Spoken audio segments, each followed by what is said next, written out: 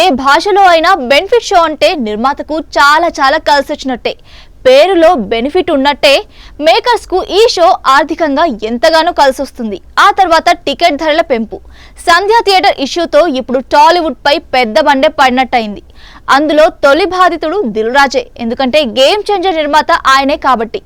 సంధ్య theatre issue రచ్చ కావడంతో CM Revanth Reddy ఏకంగా తాను ముఖ్యమంత్రిగా ఉన్నంత వరకు బెనిఫిట్ షోలు, టికెట్ ధరల పెంపు ఉండబోదంటూ అసెంబ్లీ సాక్షిగా శపథం చేశారు.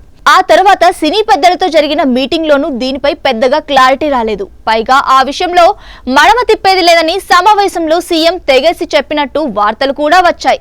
ఈ నేపథ్యంలో సంధ్య థియేటర్ ఇష్యూ ఎఫెక్ట్ తొలుత దిల్ రాజు పైన పడనుంది.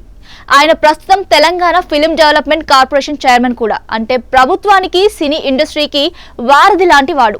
ఒక విధంగా ప్రభుత్వం తరఫున టాలీవుడ్ కు ప్రతినిధి లాంటివాడు. ఆయన రామ్ చరణ్ తో నిర్మించిన గేమ్ చేంజర్ కు బాగానే ఖర్చయినట్టు లెక్కలు చెప్తున్నాయి. ఈ సినిమా బడ్జెట్ దాదాపు 300 కోట్ల వరకు ఉండొచ్చని ట్రేడ్ వర్గాలు చెప్తున్నాయి. ఈ తరుణంలో బెనిఫిట్ షోస్, టికెట్ ధరల పెంపు ఉన్నట్లయితే ఎంతో కొంత కలిసొచ్చేది. కానీ ఇప్పుడు దిల్ రాజే ప్రభుత్వ ప్రతినిధి అయినందున ముఖ్యమంత్రిని గట్టిగా అడిగే పరిస్థితి కూడా లేదు.